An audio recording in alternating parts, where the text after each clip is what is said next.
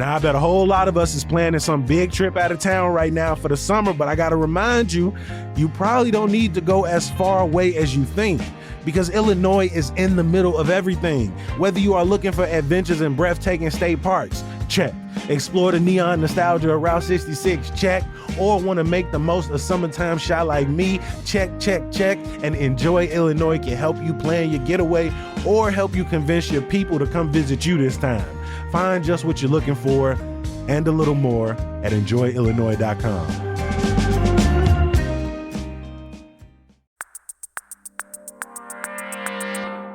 Today on CityCast Chicago, what's next for the downtown Greyhound terminal? Plus, we've got businesses for you to support during Pride and beyond, and Movies in the Park is right around the corner. We're talking about some of our favorites. It's Wednesday, June 3rd. I'm Jacoby Cochran, and this is what Chicago's talking about.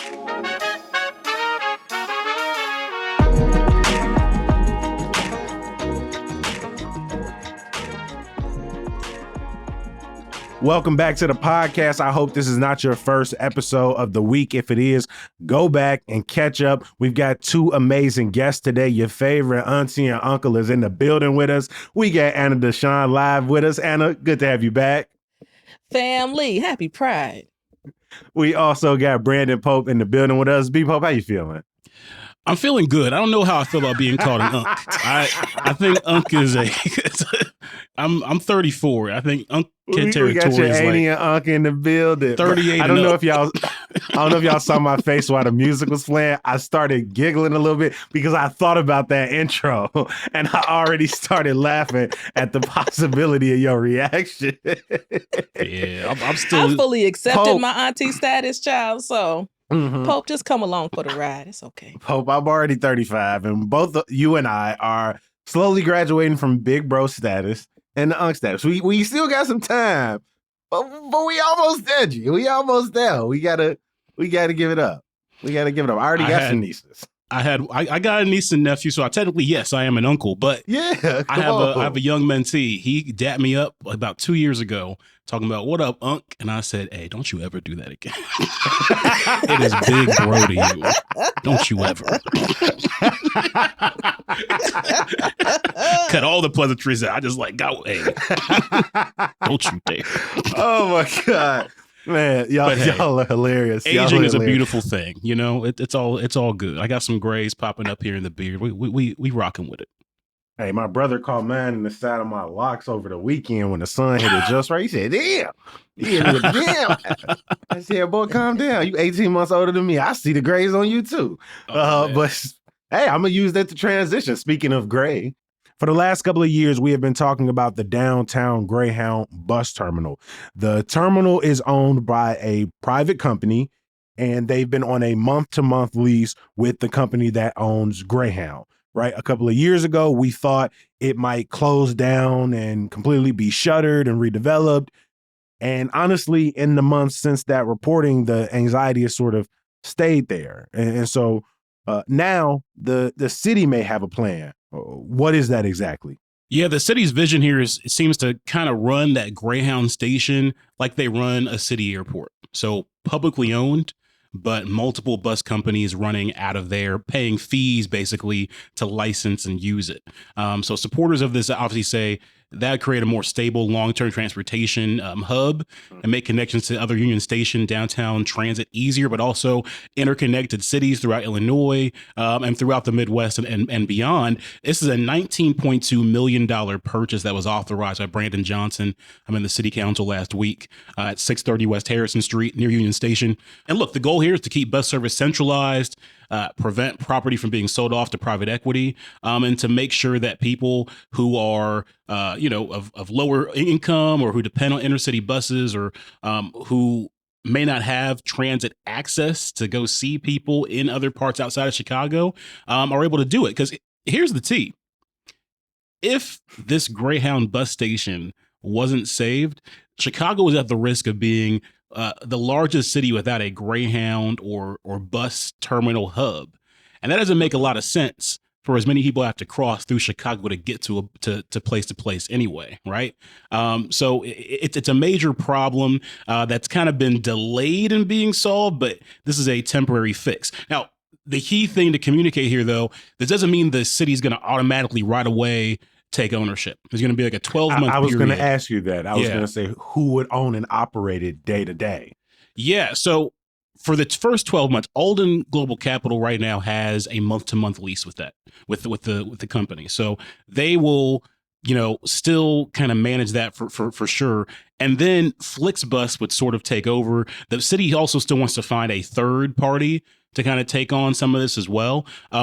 The key thing is they have TIF, tax increment financing dollars they can tap into here because they've identified this area as part of a TIF district to help finance some of that. Now, what needs to be financed is going to be a problem. We still there's a lot of repairs to the roof that need to be happening, the HVAC system, the windows, the doors.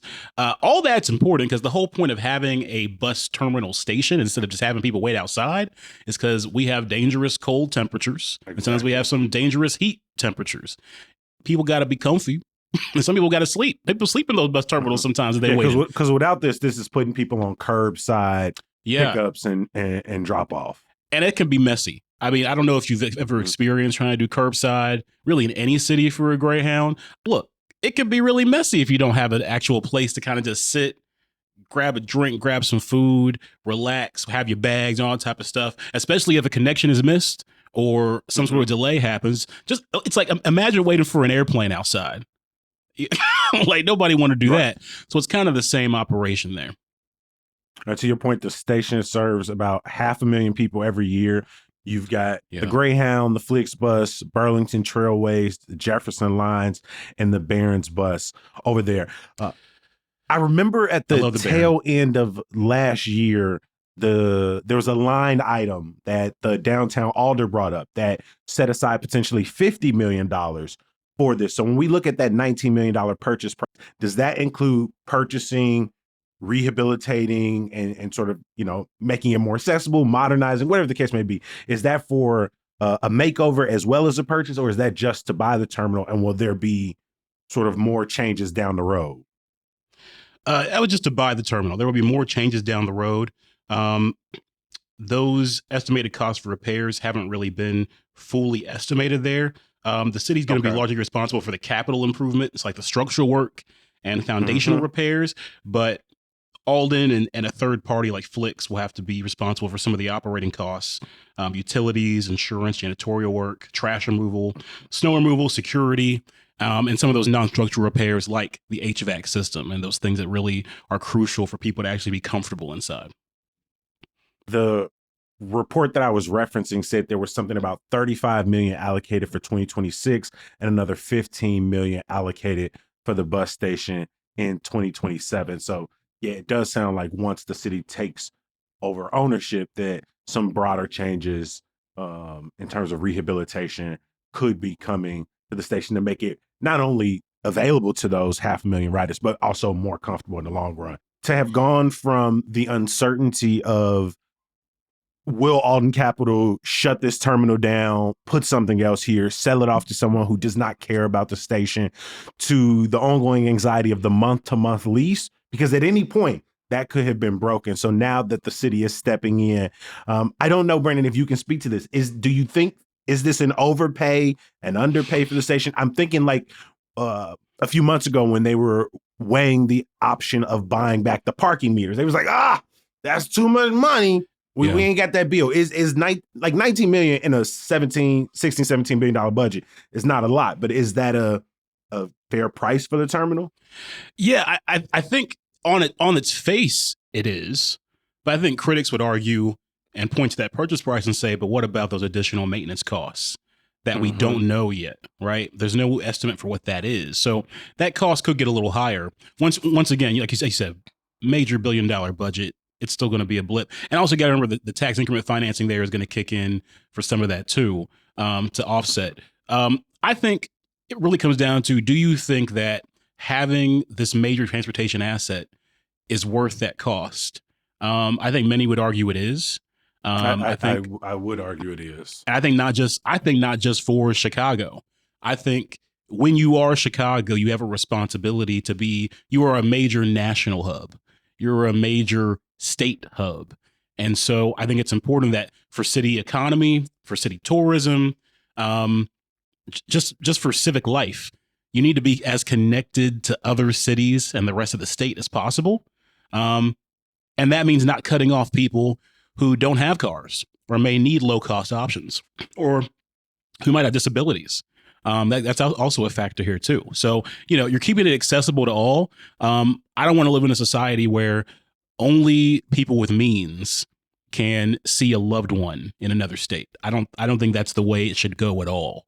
And so this is Chicago saying we agree. I got family in Houston. The only way I've been able to see so many of them is via the Greyhound. I've got family who've been incarcerated, and the only way they could get home was the Greyhound. And so it serves a major purpose in people's lives, not only when they're in undergrad, right? Or they're dating folks in Iowa. It's a huge thing for undocumented peoples, for people who don't or can't drive, for people who can't afford air travel, right? Yeah. For older folks, people who can't get a license. Like, it's especially important, like you said, in a city like Chicago. And, with gas prices what they are, the train ticket going up, the plane ticket going up, driving, the road trip going up. And so, the bus ticket going up too, but it ain't going up nearly as much or as fast as some of these others. And so I agree with you. This investment is critical. Yeah, I'm gonna look at Greyhound prices now because these gas prices ain't no joke, brother.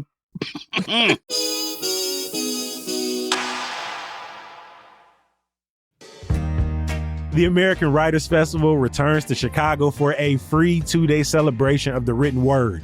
Co-presented by the American Writers Museum and Chicago Public Library, some featured writers include 2026 Pulitzer Prize winner Daniel Kraus, as well as best-selling and award-winning authors Reza Aslan, Dr. Eve L. Ewing, and our poet laureate Maida Del Valle. But there will be more than 90 writers across 40-plus programs spanning pretty much any genre you can think of. Fiction and poetry, comedy and horror, you get the idea. You can have thought-provoking conversations with acclaimed storytellers, get your book signed, take writing workshops, or enjoy story time, crafts, and other family-friendly activities. It's June 6th at the American Writers Museum and June 7th at Harold Washington Library. Learn more at AmericanWritersFestival.org.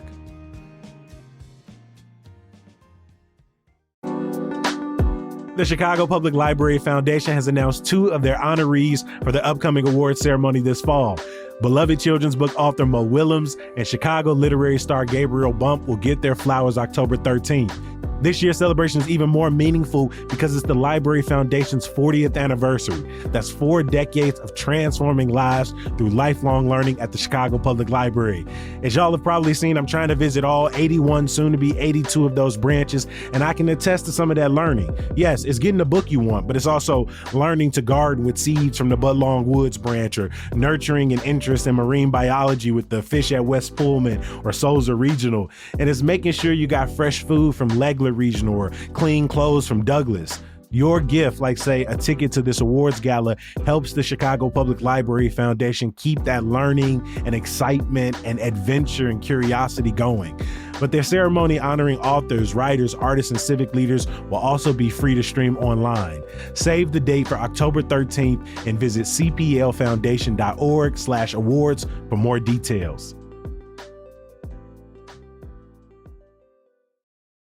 We are officially in Pride Month. Anna, you have been preparing us for the last few weeks, putting us on organizations we need to support. You've given us some events to attend throughout the month. But you also got some businesses you want to put us on via a new project that you have started. Tell us more about the CLBD. What is that? First off, I love that you're calling it the CLBD. I might need to brand that. That might need to end up on a t-shirt. You feel me? I like it. That's for you. Let's get back to the Chicagoland Lesbian Business Directory. I love these types of gifts, okay? So what happened was I was on the internet and I was talking to my people about what type of pride coverage I should have for this year. Because let's be very clear, I'm a professional queer out here, okay? I talk about gay things every single day. So Pride is just the Super Bowl, okay? It's like the cherry on top. And so what am I going to do differently during Pride? And what bubbled to the surface was putting together this business directory of lesbian-owned, lesbian-led businesses in the Chicagoland area. I put it out there, and the people told me they wanted it, okay? It got wild in these internet streets, from Threads to Facebook to Instagram. Everybody had their favorite businesses. And I said, well, I think we've got something here. So we just moved to this new Substack situation, which everybody should go subscribe to. But I was like, this Link would in be the show notes. Come on. I was like, this would be perfect to kick off Pride with this beautiful list. Now, I thought I knew the lesbians, okay? I thought I knew where the lesbians were at in Chicago. But alas, y'all, I know nothing. Okay, there's over 72 businesses on this list. And I know this isn't all of them. So I'm excited about this list continuing to grow. It is a living, breathing list. And on the Substack, I decided to highlight 10.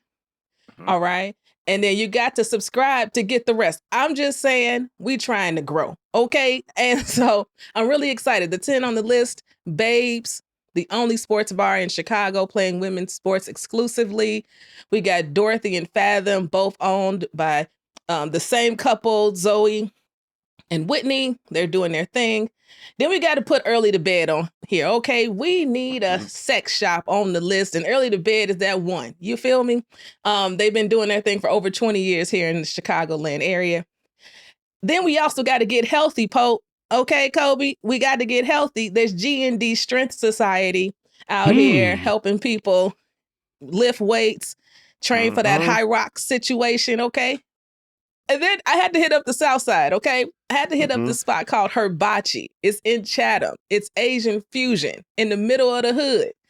522 East 79th Street. I'm not familiar with Hibachi. What they got? Hibachi. Yes, that's Hibachi. Clever. That's clever. It is very First clever. thing I see is the Hibachi delicious. Gold Reserve catfish, salmon, and shrimp served with noodles, fried or steamed rice, and green beans. Give me some of that. Are they just throwing onions, or are they throwing other things too? They throwing all the things. Hey. Okay. Hold on. Say that one time. What did you just say? Throwing onions. Are they just throwing onions or throwing other things too? Just curious. Hibachi. That's clever. It's very clever, and it's very delicious. They got these mango wings. Fire. I don't even like sauce. Okay. I was afraid doing food content. And I had to be honest, and it was actually really delicious. No, because because you say mango and I hit that, but I'm looking at the other flavors for these Korean fried wings. Strawberry or key lime glaze. They got key lime glaze Korean fried wings. Let me tell you something. I too was surprised. Okay. The key lime was one of the homies' favorites who went with us to film. Okay. And the strawberry has been a hit with the people. But let me tell you, my favorite was the mango. She's doing something special over there, okay, in Chatham, and it's worth checking out. All right. I'm telling you, Pope. What's their hours right now? I need to get over to the libraries over there anyway. Oh, they close at 8 o'clock. What's the closest library to Hibachi? I think I already been to the Whitney Young branch on 79. Why are we treating chicken like a cereal? Why we got cereal flavors for chicken? Oh, no, honestly, this is an interesting conversation point. You're not into the Hennessy wings or like the Hennessy glaze. I mean, I don't understand the point. It does like tingle my Negro sensitivities when I see it, but I don't taste it and be like, ooh, yes, I can taste the Henny. Ooh, like that's so Negro sensibilities.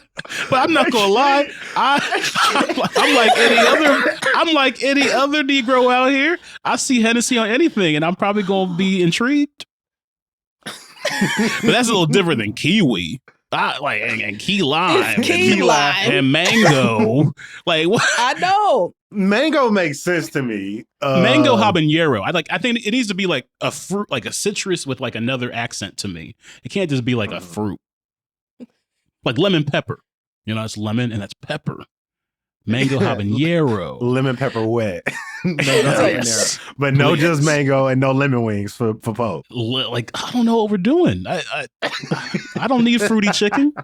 I'm not really I don't know. Let's get back to the Chicagoland lesbian business directory. I am pulling up on Hibachi. I'm grabbing these Mako wings. I swear to God, I think I'm going today. I am going to Beverly tonight for some categories, but I might have to stop by Hibachi. I might pull up with you depending on the time. Go. Hibachi. Yeah, stop by Hibachi. I'm telling you right now. It's Pride Month. Pope said not be fruity. It's the month to be fruity, okay? It's worth it. Okay? It's delicious. The portion sizes are large. This is what we're doing. Somebody gonna clip that, use it against me in a campaign ad. Pope said, don't be fruity. Now, wait a second.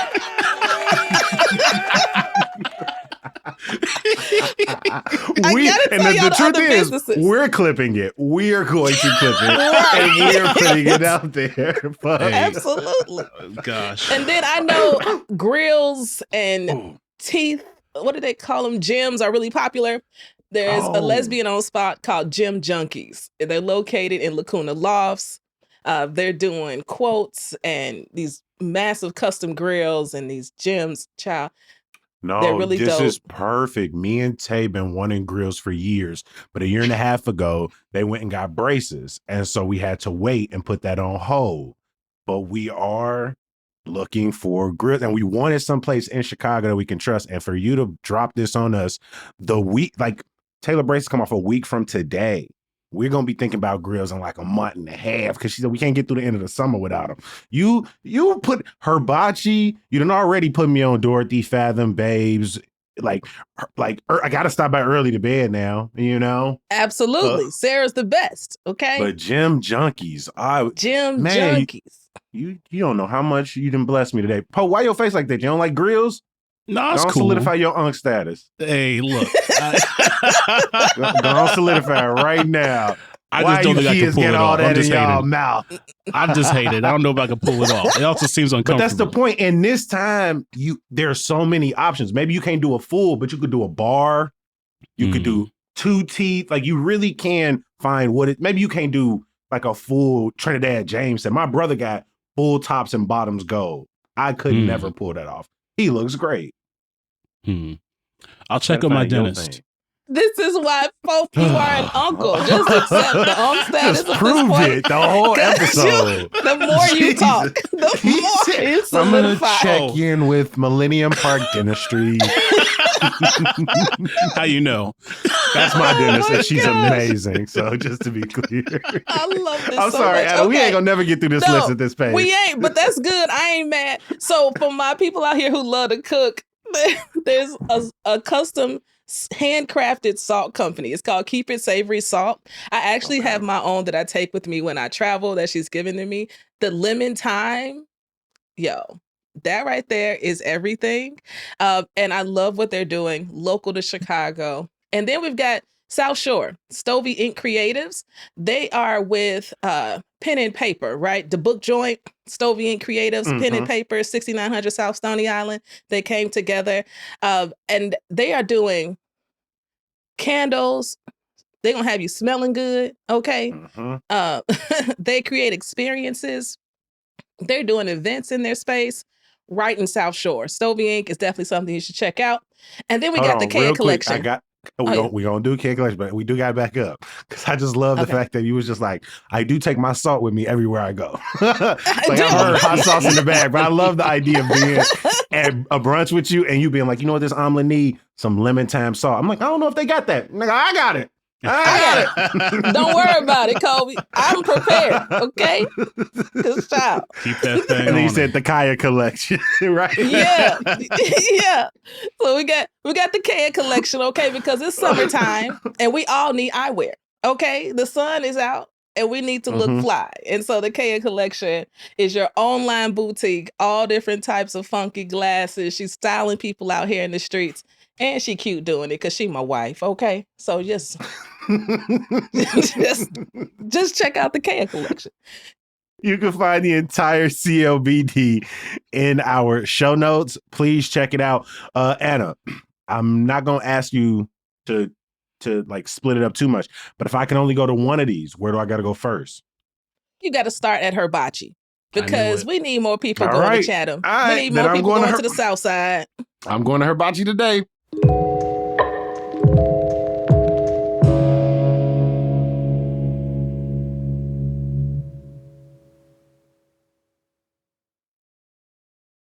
Now that summertime shot is here, why not get outside and watch a movie in the park? Don't just head to the theater for the blockbusters, right? Movies in the park across a bunch of Chicago's parks is kicking off next Tuesday, June 9th. And then down in Millennium Park, that series kicks off June 30th. I done sent both of these lists over to Anna and Pope. What's one movie that you definitely want to add to your calendar, or what are a couple favorites you want to put people on? What's the movie and where is it being shown? So I looked at that Chicago Park District list. That ain't my jam. It's a lot of Zootopia on there. So hey, ain't nothing wrong with Zootopia. That's a woke movie. Okay, I ain't seen Zootopia too.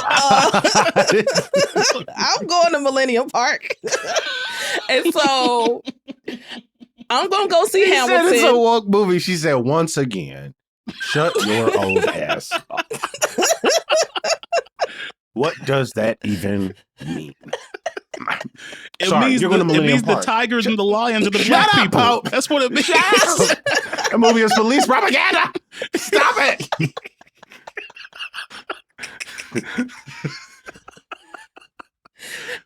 I hope the editor really enjoys our episode. Bro, because we got a crazy batting average. He is nuts. All right, so Anna is not with the movies in the park because every time I hear you. Like in June alone, Zootopia 2 is being shown, I think 5 times across 5 parks. So you saw a lot of Zootopia, and he was like, I'm gonna go. So what Millennium Park got going on? So and there's some classics on this. They got, I think, only one movie that was made in the last couple of years on their list. Everything else is got a little more day to it. And I think this is for me. Okay, So I'm definitely going to see Sinners. What? I've heard good things about The Devil Wears Prada, and let's be clear, I'm a Hamilton good things fan. about The Devil Wears Prada. Like, you haven't seen the original Devil Wears Prada? Oh, this is the original. I thought they were showing too. Oh, this says the 20th anniversary. And that's the whitest movie for me to immediately cap for. Like, what do you mean? What do you mean? What do you mean? Well, better put some respect on Meryl Streep's name. Period. How could I ever disrespect? Hey, cuz, Meryl Streep. Don't talk about Meryl Streep Hey, movie like that. what you mean? Viola Davis might come find Prada. me. Okay. All right, so Sinners on your list. And then Sinners it sounded like you was going to list. say Hammo. What was you going to say? Yeah, I'm absolutely.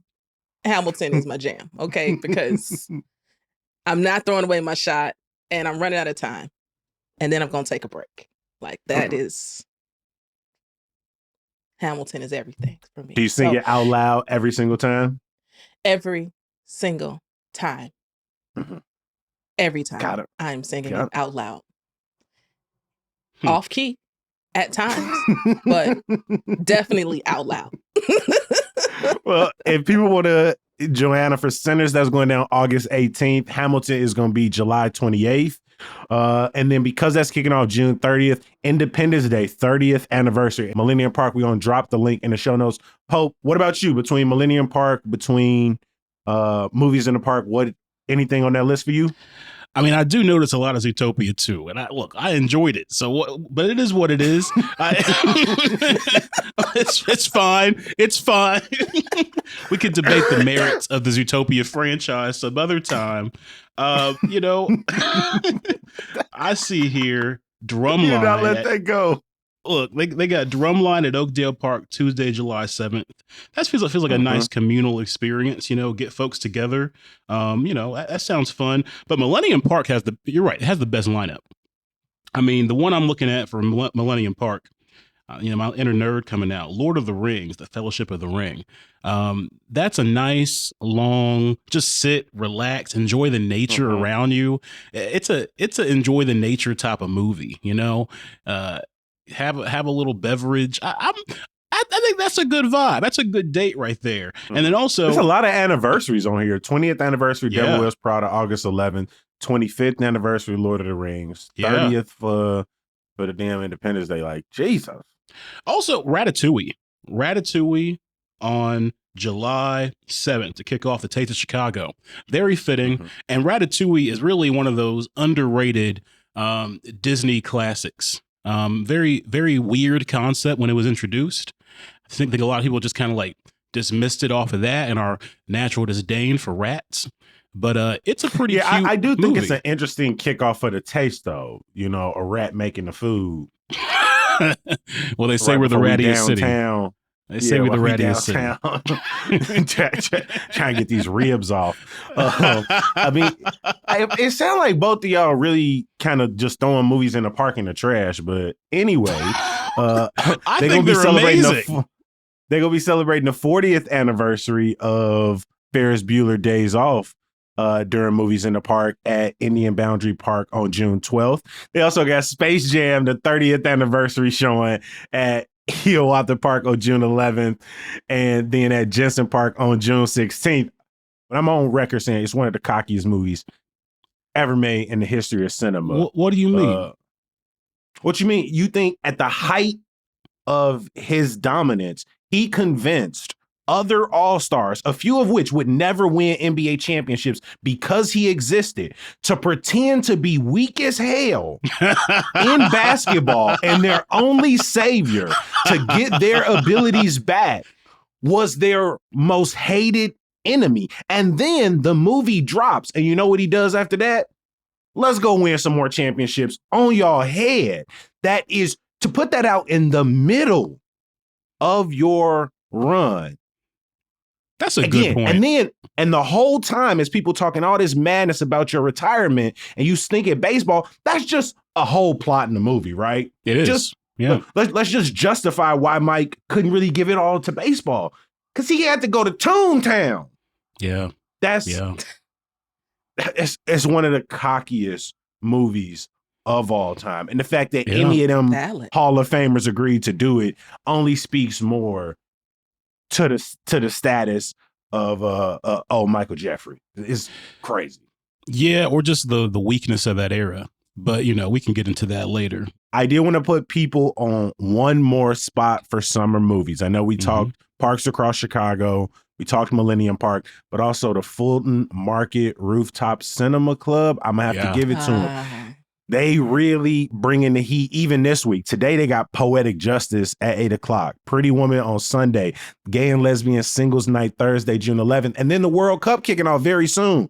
USA versus Paraguay. Paraguay they got up there. And so there's a lot for everybody across summer movie season. So please hit us up. We want to know, what are you going to see? 773-780-0246.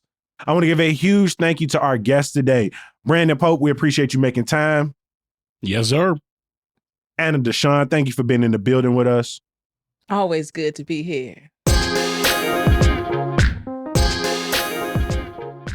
Before we get out of here, I got some good news for you. We are in prime time festival season. This weekend alone, you got Rib Fest, Greek Fest, Writers Fest, Blues Fest.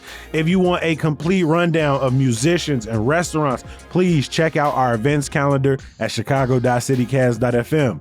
We're going to be back bright and early tomorrow. We'll talk to you then. Peace.